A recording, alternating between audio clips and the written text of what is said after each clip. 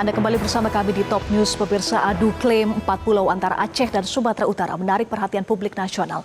Adalah putusan Mendagri April lalu yang memasukkan Pulau Lipan, Pulau Panjang, Pulau Mangkir Besar dan Mangkir Kecil ke dalam wilayah Sumatera Utara. Sedangkan pemerintah Aceh tegas menyatakan 4 pulau itu masuk wilayah mereka. Mengapa pakar meminta Mendagri mencabut putusannya? Berikut ulasannya dalam Top Review.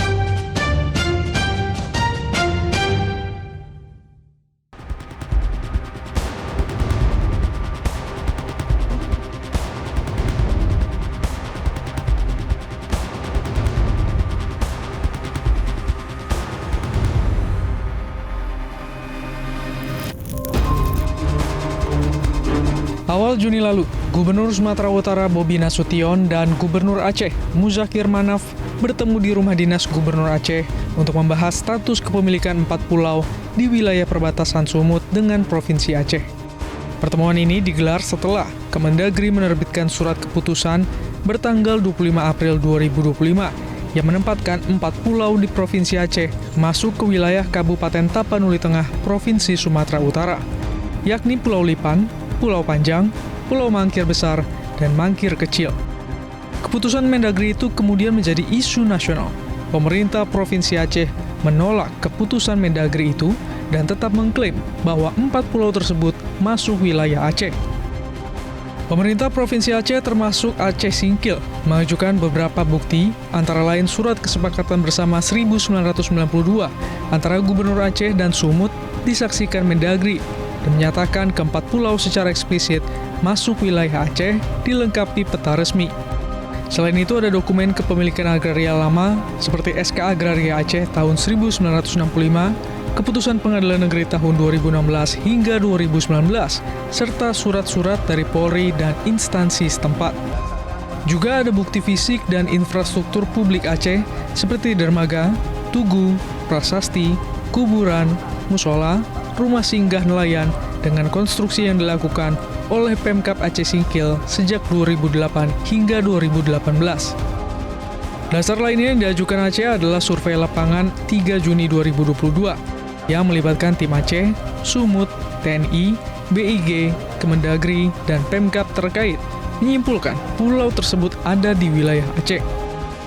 Pemerintah Aceh menilai keputusan Kemendagri sebagai hasil kekeliruan koordinat sejak 2009, telah diklarifikasi sejak 2018 dan menuntut revisi atas Kemendagri 2022 dan 2025. Macam mana kita hidup bersama itu kan hak kita, punyaan kita, milik kita, wajib kita pertahankan itu. Kita yang pertama itu hak kita, bukti dan data hak kita. Ya. Kemudian secara histori itu hak sejarah, apalagi secara penduduk hak kita. Soal adanya geografi juga hak kita. Sementara itu, Gubernur Sumatera Utara Bobi Nasution menilai polemik ini dapat segera diakhiri dengan dialog langsung di Jakarta bersama pemerintah pusat. Hanya tadi saya sampaikan konfliknya ini kan masalah kepemilikan, ya kan?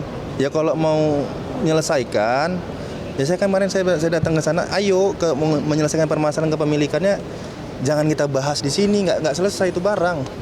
Kita bahas di Jakarta, yuk gitu. Kalaupun kita misalnya belum diundang, ya kita lah inisiatif kan boleh. Pak Mendagri saya rasa dengan sangat terbuka menerima siapapun gubernur yang akan berdiskusi dengan beliau, siapapun pejabat daerah yang mau berdiskusi dengan beliau. Saya rasa Pak Mendagri sangat terbuka. Jadi ya kalau mau bahas itu, ayo kita bahas sama yang memutuskan. Pemerintah pusat sendiri mendasarkan keputusan memasukkan 4 pulau ke wilayah Sumatera Utara melalui proses teknis yang panjang. Pada 2028, Tim Nasional Pembakuan Nama Rupa Bumi memverifikasi 2013 pulau Sumut dan 260 pulau milik Aceh. Hasilnya, keempat pulau tidak tercatat dalam daftar pulau milik Aceh. Dasar klaim lainnya adalah analisis spasial atau koordinat oleh instansi seperti BIG, Disidros TNI AL, TNI AD, KKP, Lapan, BRIN yang menunjukkan lokasi pulau masuk wilayah administratif Sumut. Berdasarkan itu, lalu menerbitkan Kep Mendagri nomor 050145/2022 dan keputusan terbaru nomor 300.2.22138/2025 tertanggal 25 April 2025 yang menyatakan secara administratif keempat pulau berada di Kabupaten Tapanuli Tengah, Sumatera Utara. Jelas tidak ada seperti itu.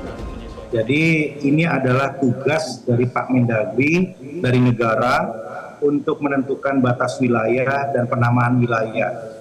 Yang pertama. Yang kedua, proses ini sudah cukup panjang. Kalau kita telusuri secara kronologis, sejak tahun 2008 Kemendagri sudah melakukan proses verifikasi di pulau-pulau tersebut. Dan yang ketiga, saya kira banyak hal yang terjadi ya, sebelum Pak Mendagri menjalankan amanahnya sebagai Menteri Dalam Negeri.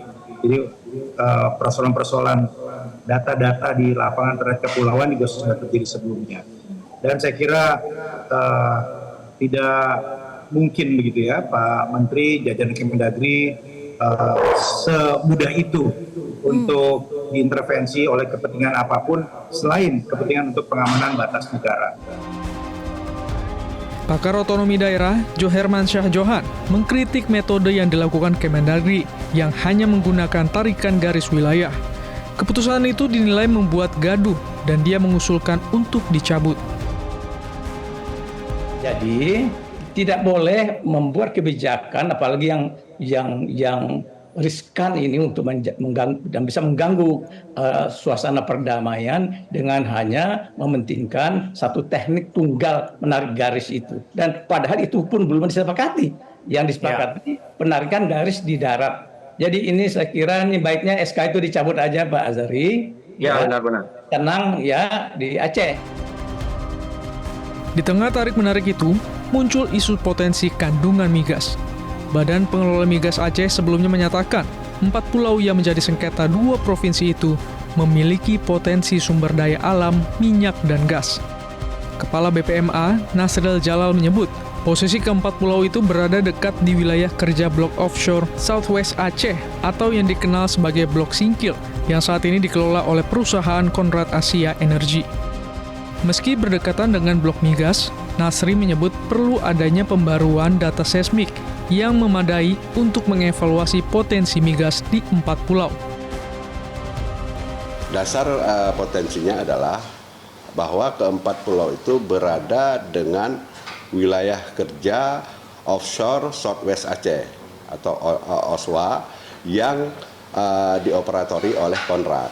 Kalau cadangan migas itu harus dilakukan dengan studi, yaitu harus melakukan seismik kembali. Dari data yang ada di BP Masan ini, wilayah keempat pulau itu masuk ke dalam wilayah Joint Study Area, namun belum dilakukan seismik. Yang pasti, polemik kepemilikan 4 pulau itu telah memicu sentimen negatif dan berpotensi menimbulkan konflik baru.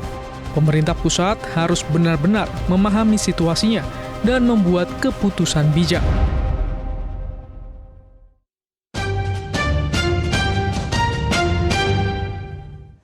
Jelajahi cara baru mendapatkan informasi. Download Metro TV Extend sekarang.